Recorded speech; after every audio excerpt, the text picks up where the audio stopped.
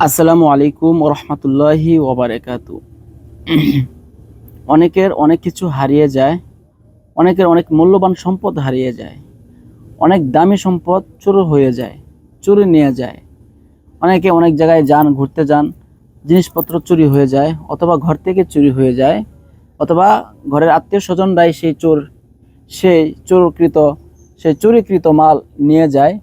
সেই বিষয়ে যদি আপনার ঘর থেকে কোনো সম্পদ হারিয়ে যায়, তাহলে আপনি কিভাবে আপনার চুরি হয়ে যাওয়া মাল ফেরত পাবেন, এই বিষয়ে একটি কার্যকরী এবং 100% কার্যকরী আমল আপনাকে বলে দিচ্ছি। আপনি এশারের নামাজের পর 2 রাকাত নফল নামাজ পড়বেন।